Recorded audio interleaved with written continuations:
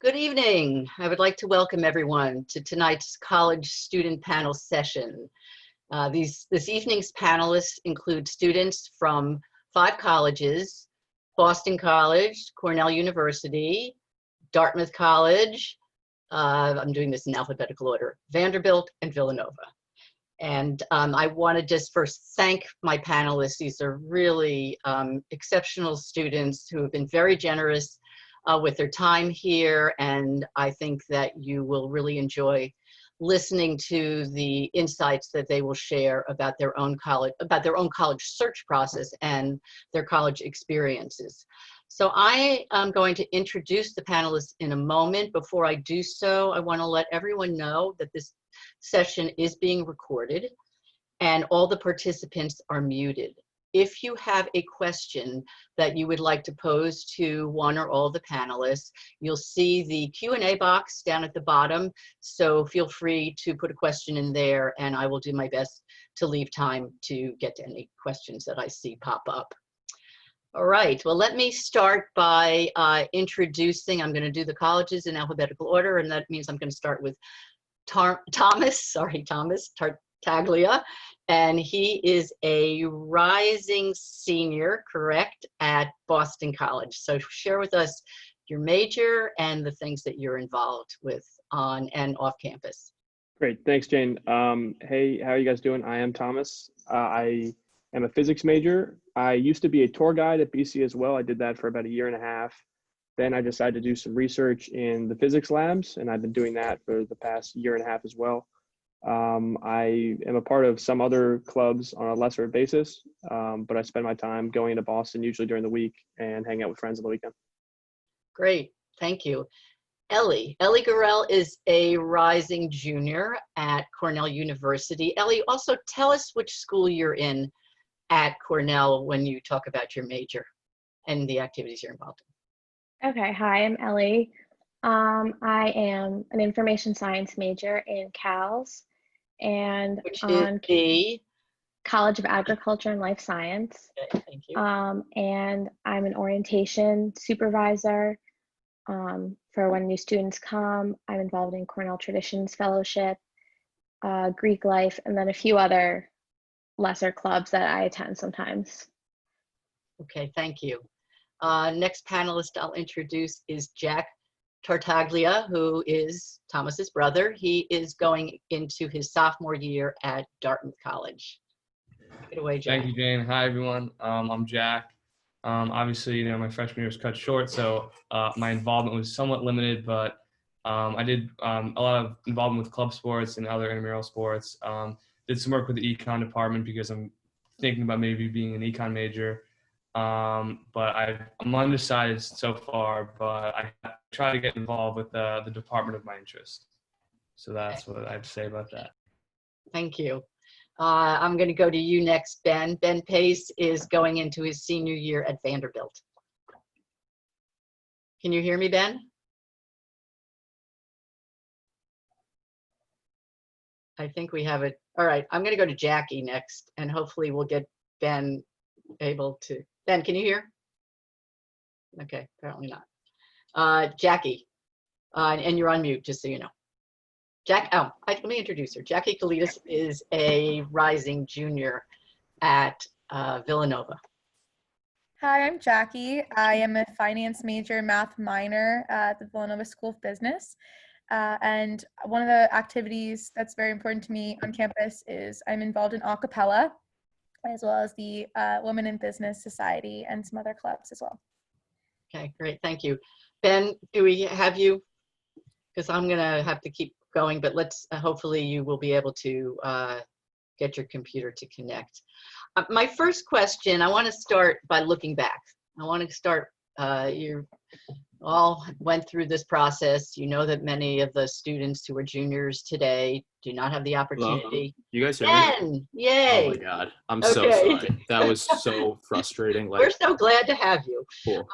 Anyway, Ben, I am going to introduce you, Ben Pace. I did already, and to say that you are at Vanderbilt. So why don't you tell us, and you're going into your senior year, tell us a little bit about the things that you're involved in as well as your major. Cool. Econ and history double major. I have no minors. I'm in Greek life. I'm involved in music. I like volunteer. I teach kids. We're a part of this club. It's fun. That's pretty much it. That's all I got to my name. Okay. All right. So my first question is about your own processes applying to colleges. And reflecting back, what would you say was especially helpful to you? And what I had started to say is that students who are juniors, and we have sophomores on as well, I'm hoping that the sophomores will be able to visit colleges, but many juniors are not able to visit schools right now for obvious reasons. What might you say to them was helpful beyond just visiting campuses? Who might want to start? Jackie, do you want to say something about that? Sure. I think, besides being on campus, something that was helpful for me, even after I applied to colleges, is really reading up or on student reviews, but also I went to YouTube the other day and I found so many videos about, people's personal experiences, about what it's like to be on campus, whether that's a dorm tour or, what they think the culture is at school. And I think that that's an interesting way to see, not just the atmosphere on campus, because I feel like Villanova, one of the things that drew me to it was being on campus and feeling that community. But I think you can also get that aspect by listening to the stories of students and not just, going to the website. Because I know sometimes researching on websites and looking at their statistic, it's like, how much more information can I know, or, what's more specific? But I think student stories are really important. Okay. Thomas, what do you want to add to that? Absolutely. I think I totally agree with Jackie's assessment of reaching out to students. I think particularly for me, talking with people I knew at BC or who had graduated from BC was extremely helpful. I was able to get a sense of what it was like to be on campus and be a student. With that said, there were some schools that I didn't necessarily know anyone who was there or had graduated. And you can actually reach out to the admissions department and they usually can put you in touch with students who work in the office. And I know that from experience at BC because I was in touch with people who were trying to apply to BC when I was there. In terms of other things that I found really helpful, I found department websites that I was interested in terms of fields. Like for instance, I'm a physics major. I had a sense that I wanted to be in physics. And I did a little research on different physics programs at the schools, not necessarily as much as I should have, but I would encourage students who are applying, if they have any interest, to look into those programs and see what they're like, see if they're interested in them. Okay, great.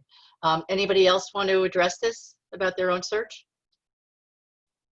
Okay, now, again, looking back in hindsight, are there other things that you think you should have considered? Anything that would have been more helpful?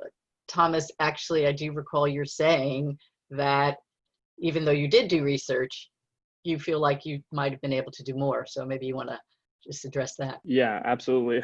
I think, like I just said, I did do some research, but I think when it comes to researching your school, you really cannot do enough, or several schools that you are interested in, to the extent of what they talk about, what they publish. A lot of the things that schools publish, I found in terms of department programs or clubs that they have are really accurate because they want to cater to certain students that are going to like the school. So you can really trust all the information. And it's tough to look at a statistic. I totally agree with what Jackie said. But by going deeper into club websites or research lab websites or specific department websites, you really get to the core faculty or students who are present there. And those could be the people that you are really going to engage with and interact with. And I absolutely wish that I had done that. I've had a great experience at BC, but it would have really prepared me for what I was going to have to do here to meet people or do other things. Okay, good. Anybody else? All right. I want you to know. Yeah. Oh, Ellie, please. I was going to say, I would have just wished I would have researched like all the opportunities offered before I got there, including the different majors, because I ended up switching majors and to a major that I hadn't heard of before attending Cornell. So I wish I would have looked at that before attending to see if I had interests going into it. So definitely explore the depth of the majors offered and what the websites have. Okay, and remind me, Ellie, did you, I should remember this, but I don't. Were you originally in Cal's? Yeah, I've stayed in Okay, Cal. so you stayed, but in terms of, could you have switched to a major in a different school?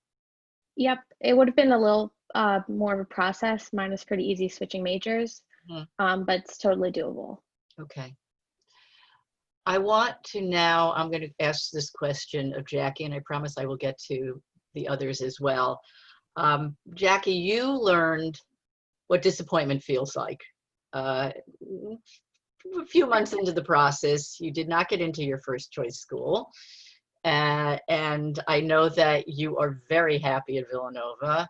So what words of wisdom would you give to students who are applying now, thinking about schools? What can you share? Yeah, well, it was definitely a journey. You know, the year I applied to schools was the year that so many, like the record year for kids applying to school. So that was really helpful for me. But yeah, I got deferred and then rejected for my first choice, which was a little hard. And then, you know, I realized that I had other choices that I also liked. But I think my first word of wisdom, you know, I'm sure Jane tells you this, but make sure every single school that you apply to, you want to end up at. Because, you know, had a few options, but they were ones that, you know, I didn't always consider or think about, like, oh, I'm definitely going there. So at the end of the day, make sure everything that is on your list is something that you really, you know, care about, has those opportunities for you. And that at the end of the day, if you only got into that school, would you go? That's Great my question main to ask. but I think that, you know, people always say you end up where you end up and, you know, you find your path. And I kind of do believe in that. You know, there's a lot of things on my campus that I'm involved in that made my experience at Villanova so great. So I'm grateful for that. And that's why I'm so happy here. But you never know. It's like your path is always different. But I really do believe you end up where you end up, whether you transfer or not. So. Okay. I'm going to just once again turn to Thomas, and then I'm going to ask a question to everybody. Thomas also might have something, words of wisdom to add, since he as well met with some disappointment, but you can see these two both rebounded well. Thomas, what do you want to say? Yeah, I was actually also deferred and then rejected, which is tough because they're basically saying, hey, you might get in, and then, oh no, we're not going to take you. I think the number one thing that someone did tell me right after I was rejected was that it's not bad to feel bad. So this isn't like a wellness webinar, but you can totally feel bad. Obviously, it's good to feel bad. But I think the most important thing, and Jackie just echoed this, was that in your list of schools, make sure that your short list, you really think that you can go there, because then it's not a question of, oh wow, there's a chance I go to a school that I really hated. It's just that, okay, well, when I go to this school, I like it, I can be a part of it, and I know I can engage there. You know, I think it's, everyone can get kind of focused on this idea of the perfect fit or the perfect school, when in reality, there is no such thing as the perfect school.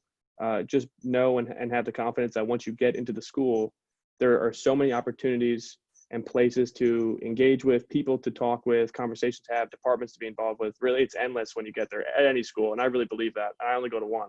So I think people can always find the right things to do at the school they end up in. Absolutely. I agree. All right, we're going to turn to academics. And I would love to hear about your class experiences. You all go to mid-size/large schools. And what can you tell us about the classroom experience? Were your class is large initially freshman year? How did they get smaller? How engaging are they in terms of lectures or more seminar style classes? Ben, I'm going to start with you. Cool. So Vandy, I think, is 6K undergrads, I think. Yeah, about. Almost every semester, like the older you get, the smaller your classes are probably going to be, because like the first classes you're going to take are like intro to econ, like chemistry 101, whatever it is, and it's going to be like a lecture hall with like some guy or girl like with like 300 people or like 150, like whatever it is. And it's going to happen. I mean, for those classes, they have these things called like TAs. I don't know if you guys, the people know what TAs are yet, but it's like kind of like assistants, and like the bigger the lecture, then you will have like a certain amount of TAs, and like you'll have your own TA, and like that's the person who actually like grades you and like does everything. So there's that aspect with bigger classes. But there's like, we have to take like a freshman seminar advantage. It's like this like 15-person class. Like you like have to do things, they force it, so it's like, you know, small classroom. So like in the Vandy info sech, they could put like a 1-to-20 ratio for, you know, something. It's all about numbers, but I honestly think it's like, I don't know, get to know your professor, get a better grade. Yeah. I So don't know. now, Just doing stuff. and now your classes are smaller. Now, I mean, you're heading into your junior year, but even sophomore year probably had smaller classes. Yeah. Yeah. Jack, how about you? You actually, I think, are at the smallest school here, and you just finished your freshman year, and half of it was spent online. Right. Yeah, exactly. So Dartmouth is 4,200 people undergrad. And so I took, you know, the intro classes like econ, psych, and those, you know, I mean, econ, which I took first semester, was around 50 people, right? So that's, for Dartmouth, pretty large because we're such a small school. But I took other classes that were 15 to 20 people. And Dartmouth definitely prides themselves on having small classes, because then the students get to know the teachers really well, and the teachers are really open to receiving emails, you know, office hours, meeting with the students. And there's definitely that aspect and that quality of the school that it was appealing to me. If you guys go to Dartmouth info sessions, I'm sure they'll talk about how they have this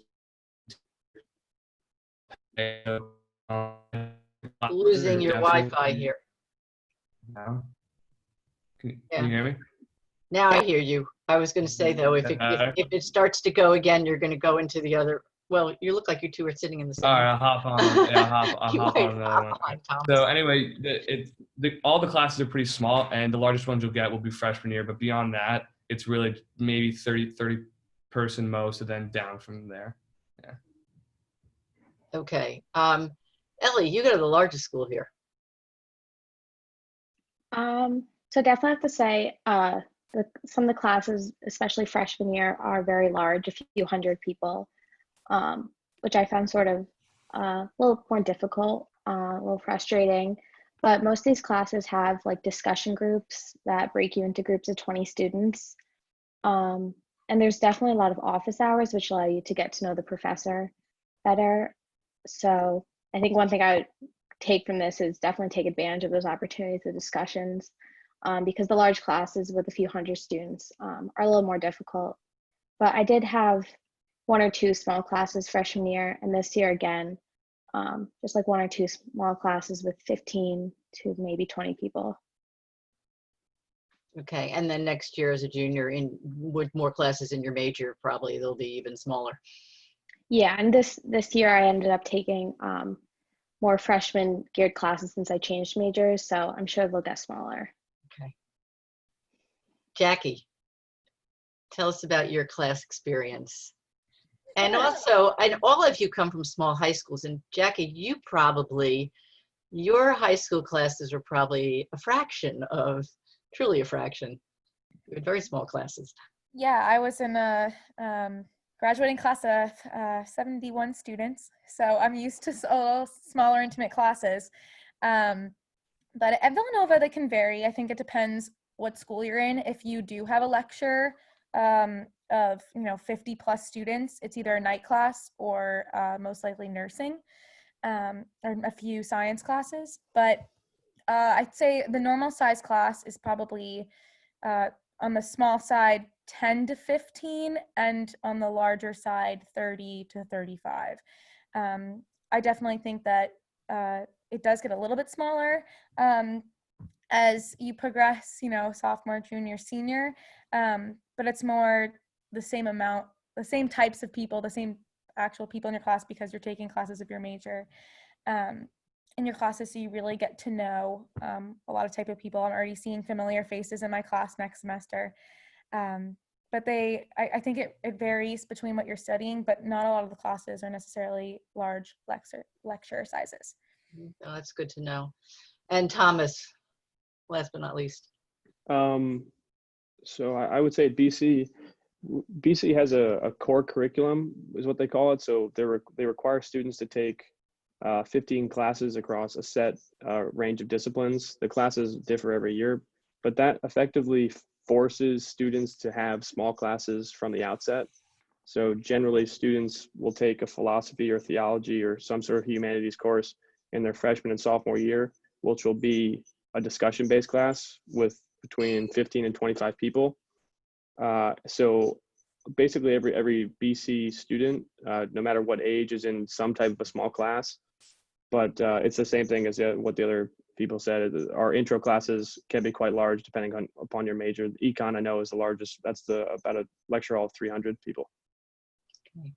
Just show of hands, how many of you are at a school where you have some general ed requirements, some sort of core curriculum that everybody has to take? Okay. And Ellie, you don't, or There's no general requirements. For each college, there's separate requirements, but they're pretty broad, like take a communications class or a writing class, and it'll fulfill the distribution requirements, but they're different for each college. Okay. And how, for those of you who are in schools with different colleges, and I would say it's mostly you, Ellie, and somewhat Jackie, how easy is it to take classes outside of CALS in one of the other colleges? It's very easy. I'm also pursuing a business minor, which is, it's not really in CALS. Anyone can take it. It's a university-wide. So it's not hard to take classes. There's some classes that are a little harder to get into if you want to take something in like the architecture or some of the more focused classes, but it's really not too difficult to take classes across the schools. Good. I'm going to move into academic advising. And Ellie, I know you changed your major. Jackie, I am going to start with you because you changed schools. I did, yes. Yes. So tell us about, and I do want to also say, and this is one to applaud Jackie, but also it's not easy if you're not admitted to business at Villanova to transfer in, and Jackie managed to do that. So kudos to her. So I want to hear about that, but also, as I said, this is very much an advising question, and how you relied on your advisor and how helpful that was. And now I'll stop and you can talk. Sure. So I was originally in the liberal arts college, econ major, and you get an advisor. She probably, that advisor takes about like 20 students at a time. But I told my advisor I wanted to transfer to the business school, and she's like, oh, okay. Like they don't, like Jane says, she doesn't advise you to do it. A lot of people are like, oh, that's hard. Anybody I told that was an academic, they were like, oh, good luck. Like but I did my best and I got in, but I definitely did go to my advisor to, ask, can I get into this specific class to set me up for success if I get in, so I don't have to take it and be behind even more when I transfer. So she was helpful, figuring out what classes I had to take, what kind of schedule I should make for myself as someone that was interested in transferring. But I would also say that I had to do a lot of work on my own to do that, as much as my advisor was there to help me, pursue my dreams. She is more helpful for what I wanted to do with the liberal arts college. So I definitely had to campaign for myself and find professors at the other schools to talk to and to advocate for my story. But that's not, and now my advisor now has a bunch of advises a bunch of different students, a lot more than my previous advisor, but they're still very helpful with my career advising and sending me, like the right tools I need for finding a job and making sure that I'm on the right track for doing all that I want to do. And graduating on time. Yes, exactly. For me, I'm catching up on all my classes. Uh-huh. Yeah, so. Ben, if my memory serves me well, you were interested in economics and history back when you were applying to college. So Yeah. did you think about other majors, and how did you work with an advisor? I was interested in it, so like I was kind of like, all right, like the classes are fine, like I'm doing well. Let's just major in it. But I was actually thinking about minoring in like sort of like piano performance. But you actually can do it. Like even if you're not in the Vandy Music School, you can just like take classes and like you can just major in there. It's like I don't get it. I don't get how Vandy works. Like if you just get in the school, you can just major and take any class at any of the schools, which is I don't know. But it was too many hours. It was like 30. It was like a crazy amount of hours for a minor, and I was just like, not worth the minor. But you're playing? Piece of advice I will say is like freshman year and sophomore year, I like kind of didn't map out like the rest of my semesters in terms of how many classes I have to take for graduating. I took like the maximum amount of APs in high school, so I thought I was just like chill and cool, like I can just take almost a minimum of hours and just like be fine. And now I'm a rising senior and I have to take like maximum hours both semesters because I was just like a degenerate before. So plan your semesters, take a lot of classes, maybe not first semester freshman year because that's hard, first semester of college, it's okay, you can adjust, but then take a lot of classes like sophomore year. And but just to be clear, no one had said to you, no one was watching to see what you were signing up for every semester? No, my advisor definitely should have been like, take more classes, but she was just like a nice woman.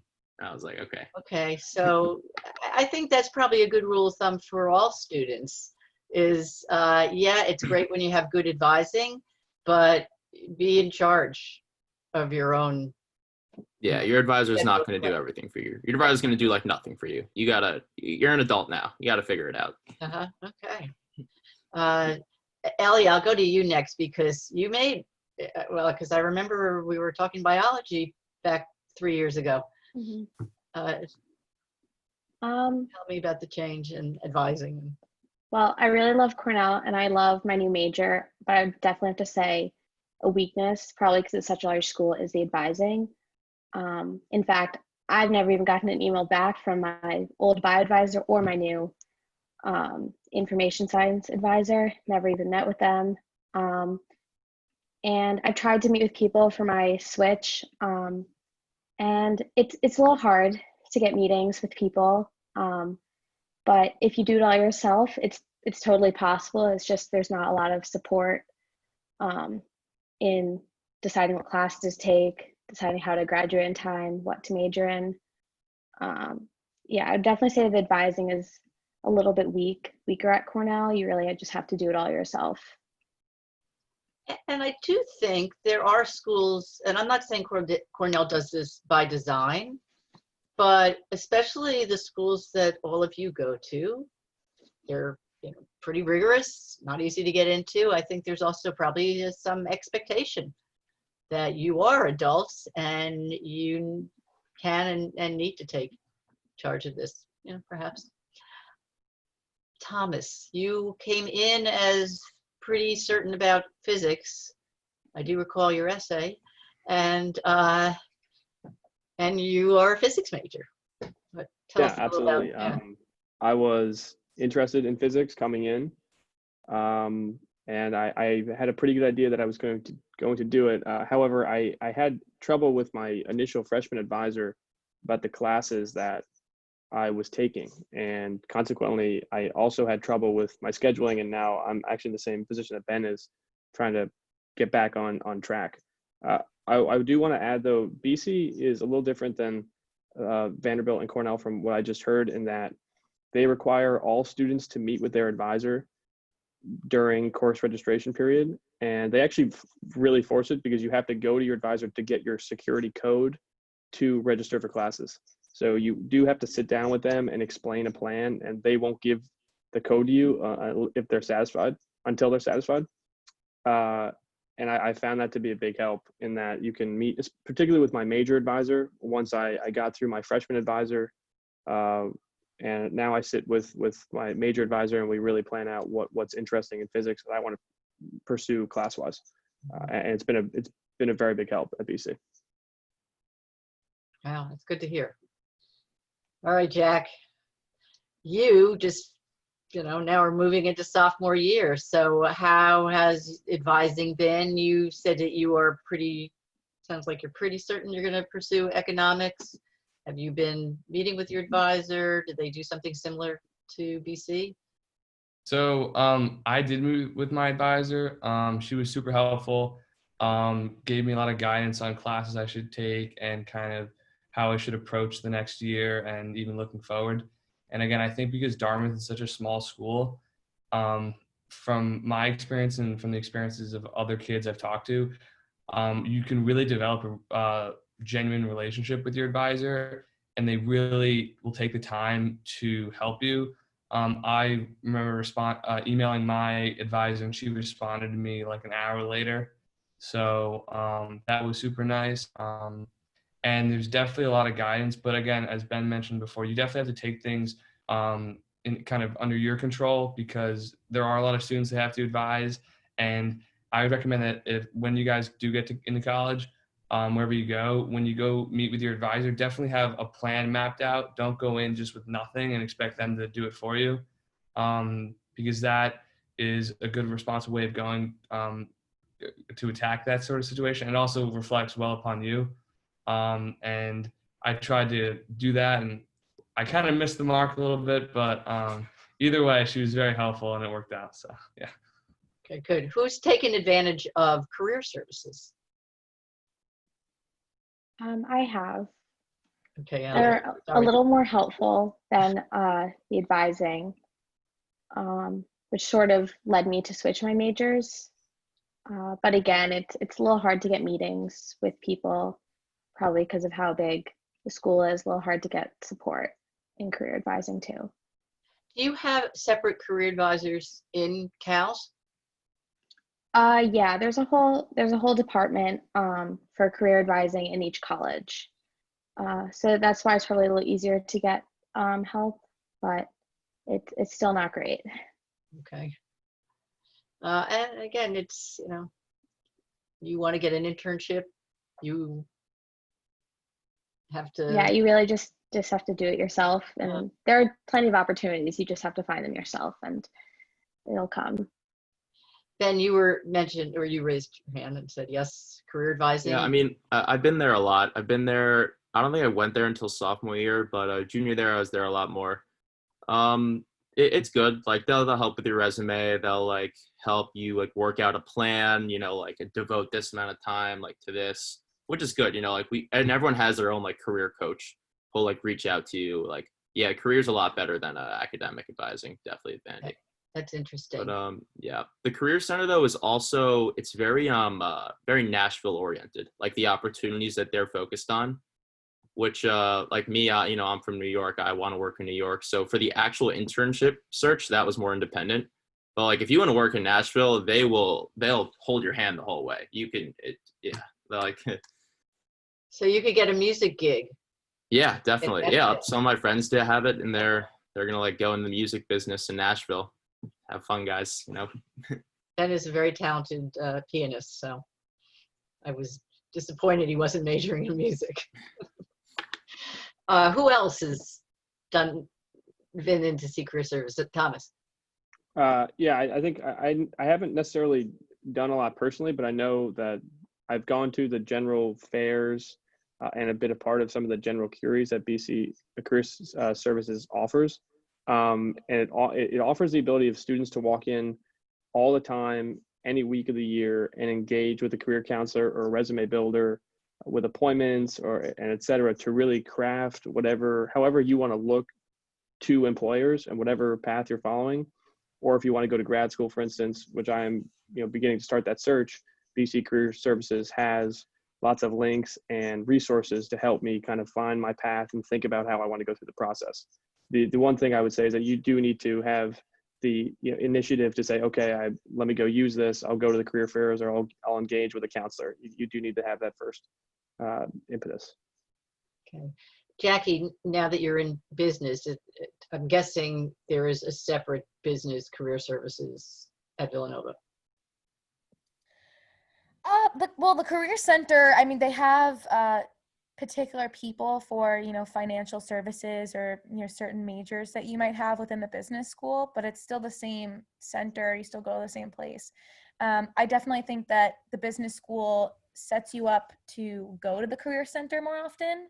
VSB definitely, pushes you and encourages you to do that. You have a lot of different seminar classes every year that are required that, make me go. I need to get a stamped approval of my resume from the Career Center. I need to go there. There's a whole class about career readiness and learning how to do interviews and, what's that prep look like? How do you find out what you want for your career? So even outside of career services, I think the school does a lot to prepare you to go and be prepared to, go to the Career Center and make that initiative, like other people were saying. But I know with certain other schools, you do really have to take that stride on your own to go there. But I do know that I could speak for the business school saying that they really encourage you to go and have things in place for that. Okay. Jack, I'm guessing you have not yet been in the Career Center? That would be correct. Okay. I'm going to ask you a different. Oh, go ahead. No, you go ahead. Sorry to cut you off. I will say one thing, that my advisor did tell me that there is a little sort of organization that the advisors will get students in touch with, and it's oriented towards alumni who are involved with particular industries that students are interested in. So, for example, if someone was interested in finance, they would hook you up with an individual who graduated from Dartmouth and maybe works on Wall Street or something. So the advisors are sort of like a middleman to that process, which is very helpful. Okay. I'm going to ask you a different question that's going to come to you a little out of the blue. Everybody else here goes to a school that is on a semester schedule, correct? Everyone but Jack. Okay. Jack is on a quarter system. You want to just give us a 2-minute quick on how that works, because it's a little unusual the way Dartmouth does it. Sure. So we have what's known as the D plan. So we have, what was that? That stands for Dartmouth. Dartmouth plan, I think. Yes. I guess. So you have your fall semester, winter semester, spring and summer. And what you do at the end of your freshman year, which I just did, is you map out if you want to have a residence term or a leave term. And what they get you doing is the rest of your 3 years, for example, you have to be on campus or abroad, which counts as a residence term, for 3 out of the 4 terms per year. And what that does is it offers a lot of flexibility, I've noticed, from talking with older kids who are at Dartmouth. There's really a lot of flexibility in how you can kind of navigate your schedule. I personally like it because you get to take 9 classes in 1 year, and you get to space it out in a way that lets you really concentrate per semester on what you're just taking at that instance. The pace is pretty fast. Each semester is only 10 weeks. So although it's only 3 classes, they definitely load it up pretty significantly. But they expect you to handle that at Dartmouth. One thing about the D plan that is super nice, that I have friends that have taken advantage of this, is that a lot of kids will do their internship in the winter, and it's less competitive in the winter than most kids do in the summer. So Dartmouth definitely tells all the students that you should probably consider doing an internship when it's less competitive. So it's easier for you to get an internship. I like that aspect. And then another important thing is when you finish your sophomore year and you go into junior year, it's called sophomore summer. You have to stay on campus that summer, and everyone loves it from what I've heard. So That's Yeah, kind it's of nice like my because the two whole minutes. class is together on campus. And just on Exactly. campus, yeah. The idea is that you get closer with all your classmates. Exactly. Okay, good. All right, we're going to switch gears to social life. What I would like to know is the social life, actually, Thomas, you had said that you do go into Boston. Would you say the social life is pretty much confined to campus? Is it campus? Is it in the city or surrounding area? What do students typically do? Is it a weekend thing? Does it happen, Thursday to Sunday? Who wants to start this? Don't all speak up. Ben. All right. Vandy has a very wide range of social life. There are a few weird things that would come together is just makes everything like a big mosh of just random social interactions. And one of that is sports teams. Sports is big at Vandy. We're SEC. It's fun. It's cool. I can flex that. So there'll be like sports houses, and if you're like on a sports team, that's like their own like social circle. Then there's Greek life. Greek life is big. It's not everything.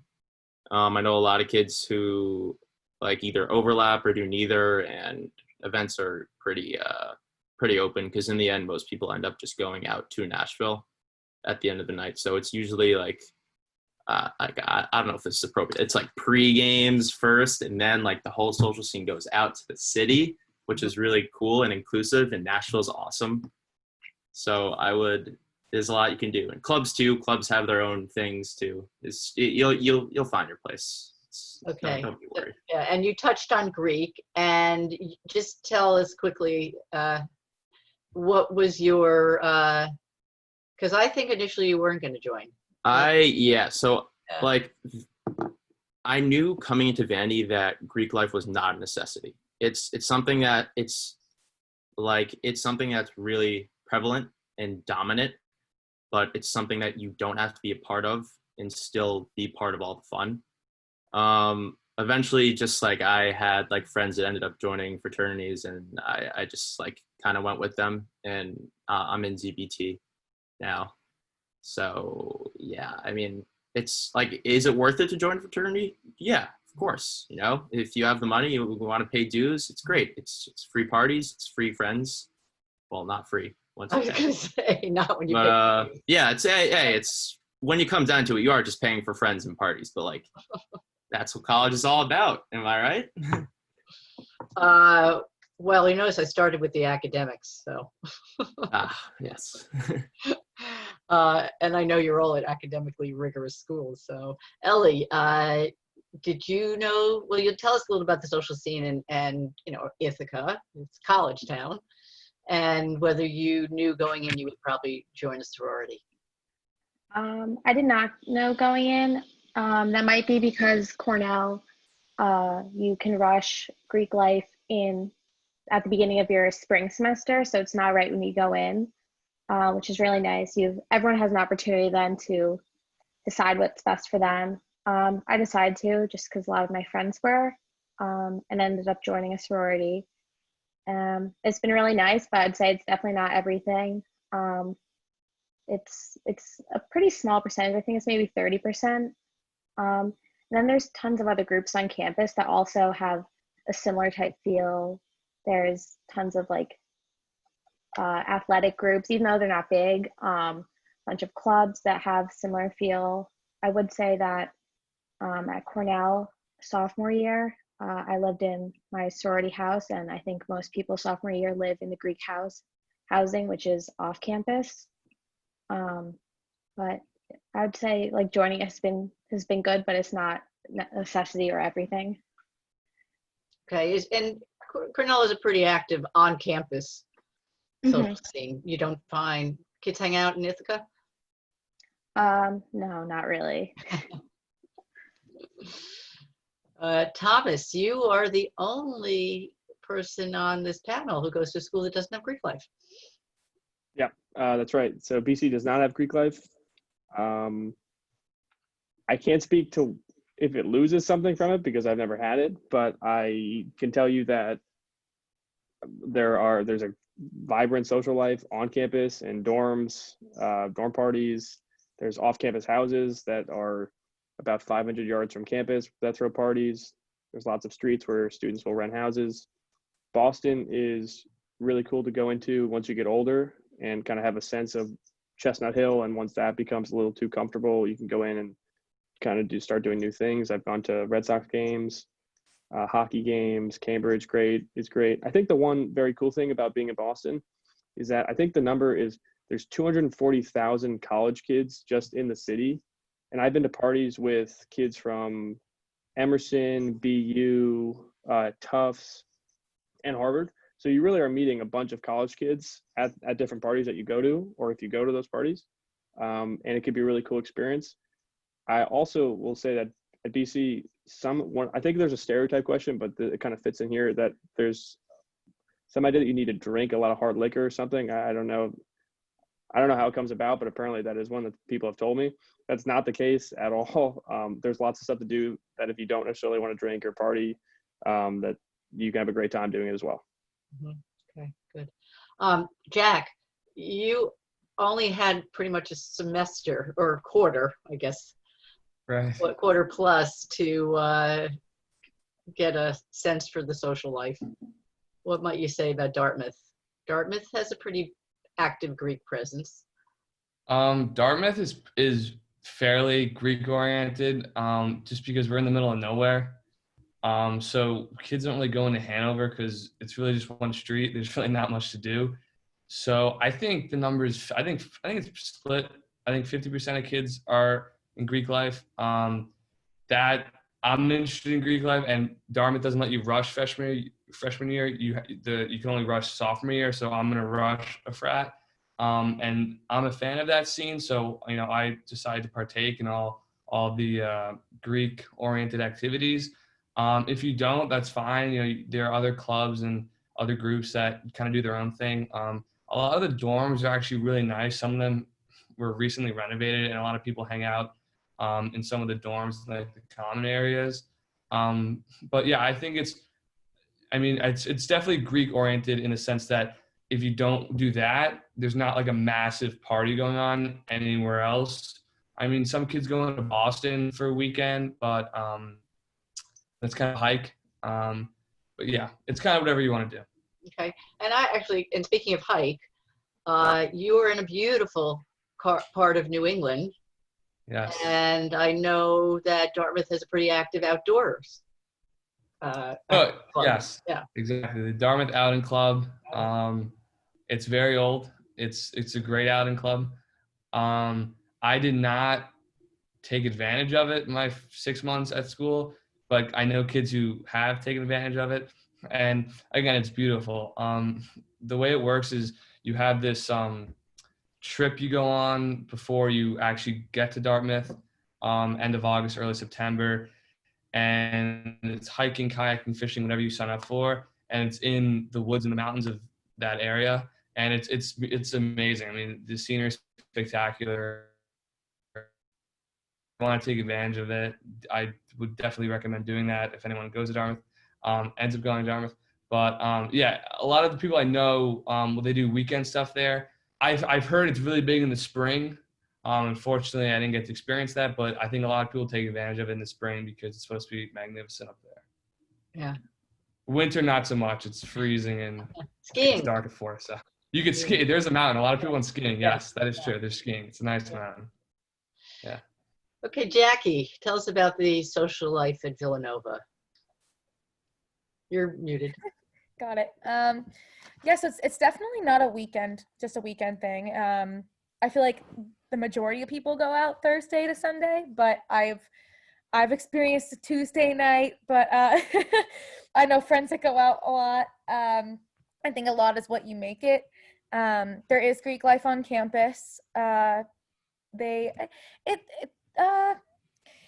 not a lot of people, probably around 30%. But it can be a big social scene, especially for girls. Freshman year especially. freshman and sophomore year, you usually go to the frat parties. They are mostly sometimes in houses, sometimes in their apartments. There's a whole apartment complex, and you just like hop from one place to the other. But I also think there are a lot of different activities. I know you can go to King of Prussia Mall. There's a shuttle for every weekend from Friday to Sunday. I know a lot of people that go and spend a lot of time up there. It's a huge mall. I think maybe second largest or largest on the East Coast. But that's always fun. I have also gone into Philly. I know a lot of people that go into Philly, especially during Christmas. There's a whole Christmas village. It's really fun to do. I've been bowling. There's a lot of people I know that do go into the city. And it's easy to get into the city from Villanova. It is, yeah. There's a train station right on campus. There's either a trolley line or the train line, and it's about 20-25 minutes to 30th Station, which is usually like the center, kind of near UPenn and a bunch of other cool things to do. So I go there and I eat a lot. There's a lot of good food in Philly, which you wouldn't really expect, but I've found a lot of good food places for me. So there's a lot of different things. I think my social life comes from a cappella, which is, I feel like not a lot of people would expect, but a lot of things that I do off campus and on the weekends is with like my a cappella groups and other people in the a cappella community. So which doesn't surprise me. Yeah. So yeah, clubs have their own stuff too. Like I think that's really prominent, and even club sports have their stuff too, similar to what other people are saying. Who wants to address question about the political vibe on campus? And this is a question, it's partly, is there a strong, political drive, where kids are really active in political life, but it's also, is there balance? Do you find that one mindset dominates another? Does everybody have a voice? You go ahead, Thomas. I think that at BC, I find BC to be, I want to make sure I say this correctly. BC is not a conservative school. That's not, but I would say that as a Jesuit college, it tends to be more conservative than your average college in the United States.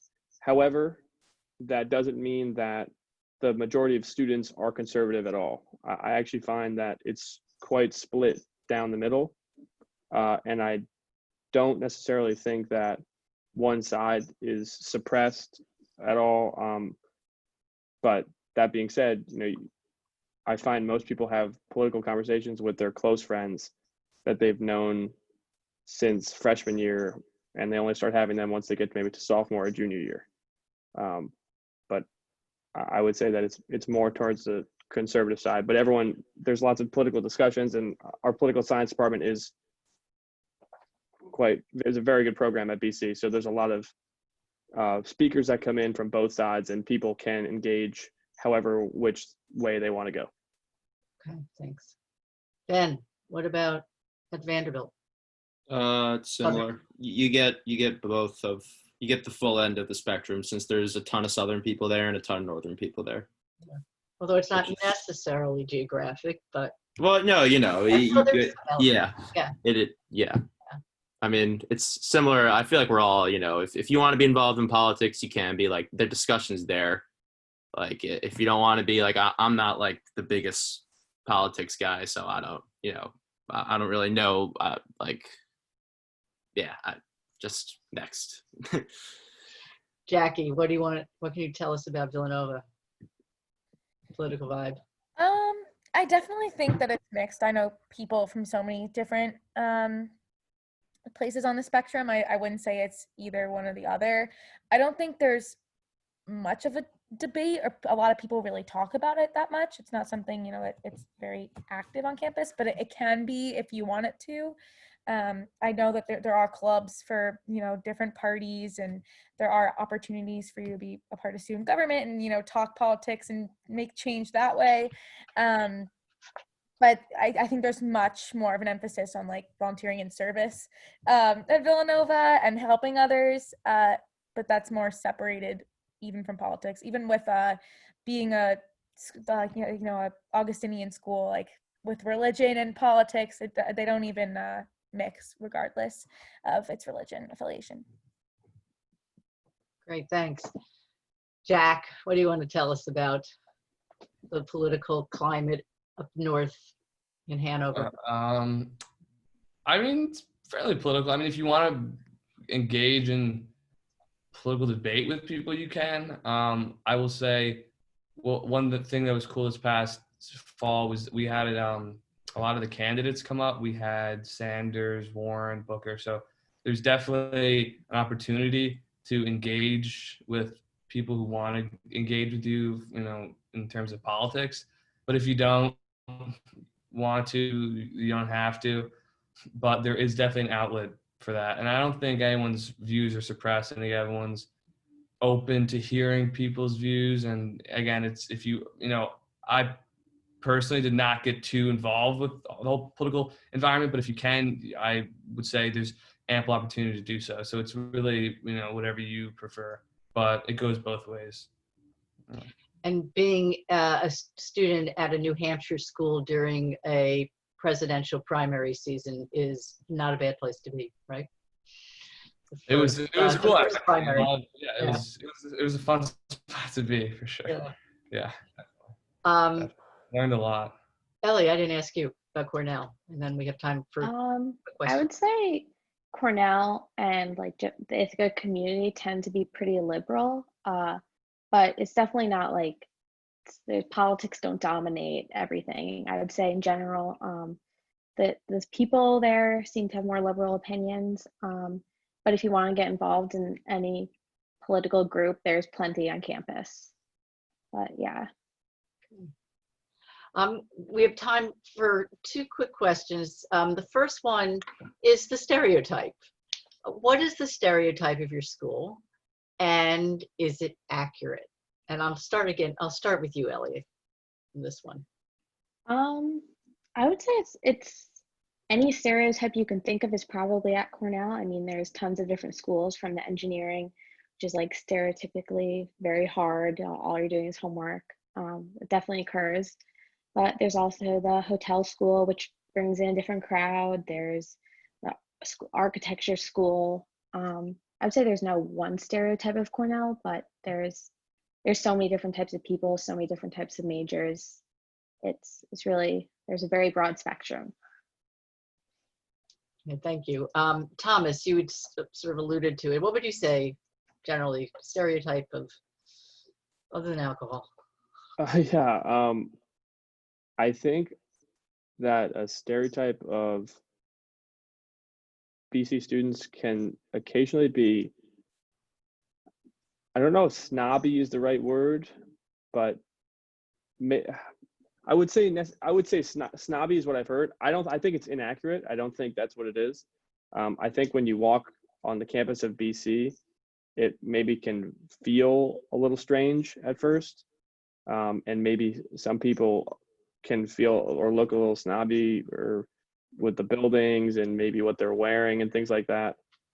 But I think that the people who are there because of this idea of a community and kind of a Jesuit, like holistic experience that is not really embodied in just like an idea of a snobby person who's just at BC to be next to Boston and be this, aesthetically beautiful campus. Okay. Jackie, I'll go to you next, since you don't go to a Jesuit school, but you go to an Augustinian school. So what would you say about the stereotype and its accuracy? So I didn't even know the stereotypes until I got into the school, until I went there, and they're like, oh yeah, Villanova. I'm like, what are you talking about?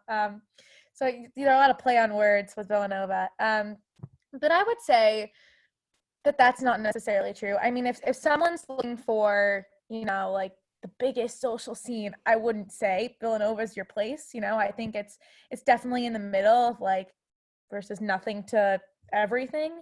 So, I think, your experience is what you make it. And I think, community, kind of like what Thomas says, like community is very important on campus. But speaking to that, like finding that community, whether that's through your club and through your friends, like you find an opportunity to do something, then there is something social going on. So I wouldn't say that it's no fun. It's so fun, but being a part of something definitely helps. I definitely wouldn't say, there's nothing for you, there's no opportunity. I have a good time. So Okay, Jack, what would you say about the stereotype of Dartmouth? I don't know. I mean, there's a lot of people, reference Animal House. I For was waiting for you to say it, so whoever knows, whoever in the audience is familiar with that movie. I mean, I don't really think it's definitely not like 100% Animal House. Because Greek life is so prevalent. I mean, you get some crazy stories here and there, but I mean, it's pretty tame.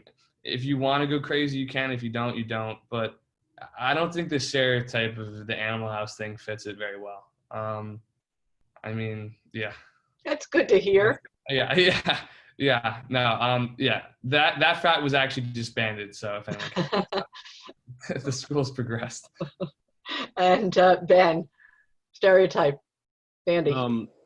I think for Vanderbilt, the stereotype is like rapidly changing, like especially super recently, when in terms of like 10 years ago, like the stereotype was just like this, like Southern golf shirt kid from Alabama. Now it's like a complete mix. Like I think like Tennessee is like the number one state where kids go to Vanderbilt, like, obviously, but then number two is New York. People don't realize it's like it's changing a lot. There's like too many stereotypes now because it's just everyone goes there. It's everyone. But the Greek scene, I think we think of Vanderbilt as a place where. All right. I mean, in the Greek scene, it's split in half. There are fraternities that have like a Southern vibe culture, where like the average kid is still like that old classic from like 10 years ago, just Vanderbilt Southern kid. And then there's just northern ones when you're just gonna get like a Jew from New York like me. Is it so separated? That actually begs that. No. It's just the predominant culture. Like there are a lot of kids in like my fraternity that are like from the South, but not Jewish. Like, but it's just like it's there's a culture associated with the letters. Like I'm sure Jack knows too. Like every fraternity has its own like kind of stigma behind it. It's like, but like there's a range of kids in all the fraternities. Right. I got everybody right.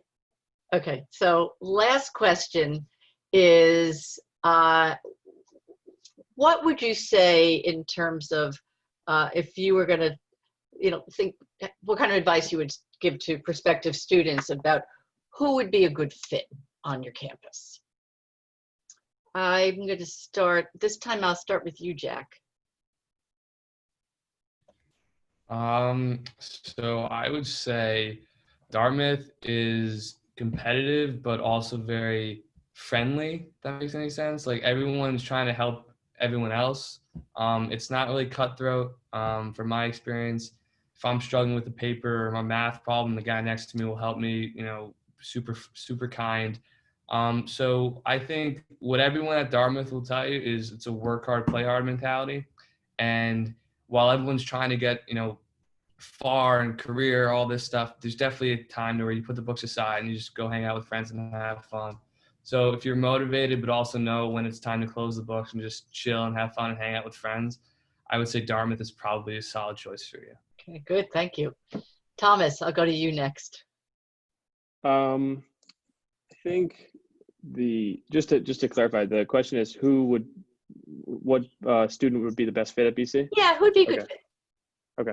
I think it would be a student who is not necessarily looking for a school that has an infinite social scene where every single night you can go to a rager and go crazy and get up the next morning and do it for 24/7.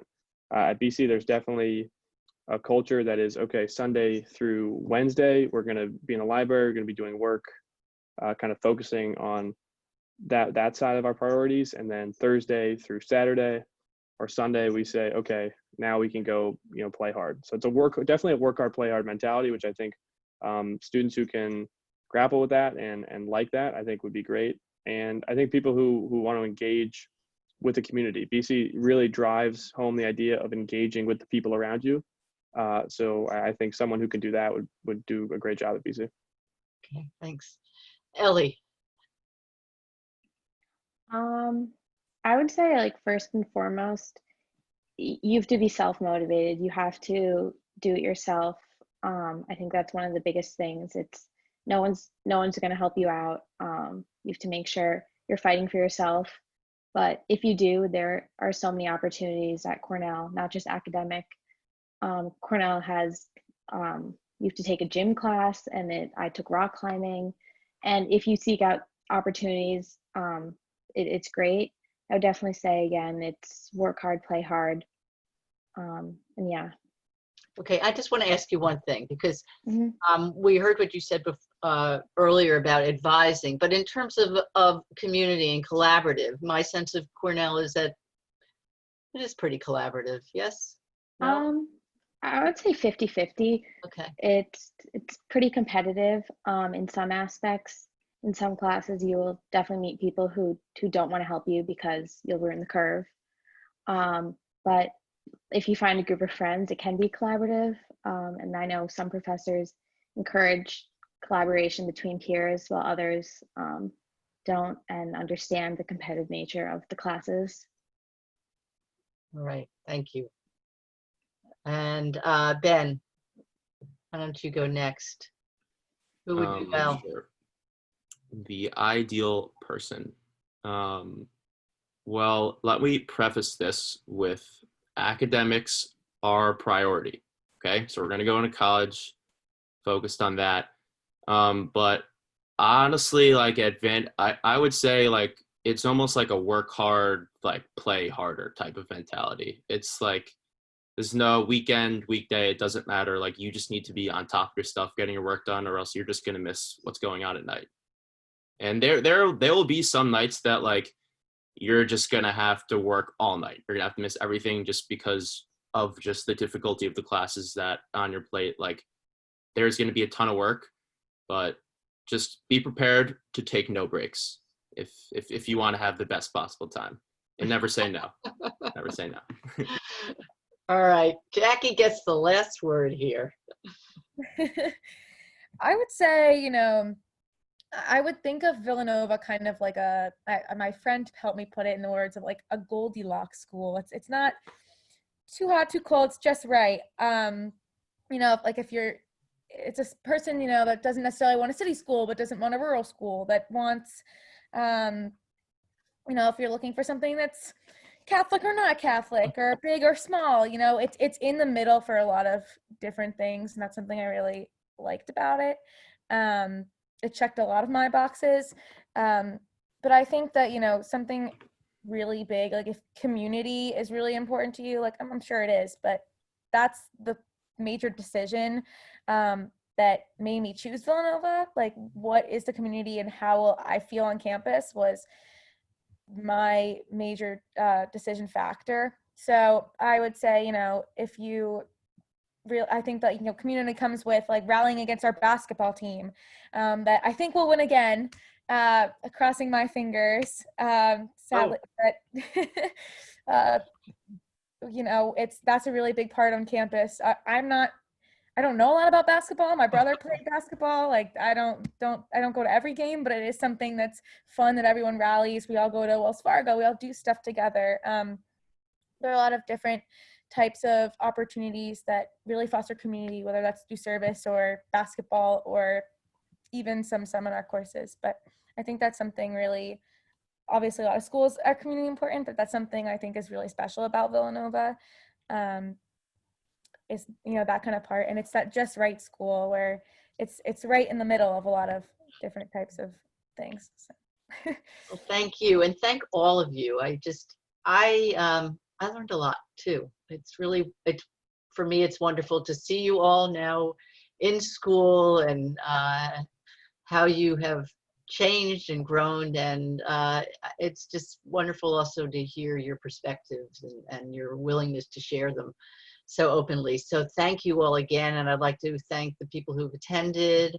I wish you all, the students, all well, and thank you, and everybody have a good evening. Good night. Thank you. Anchor down. Thanks, Jen. Thank you so much. Thank you.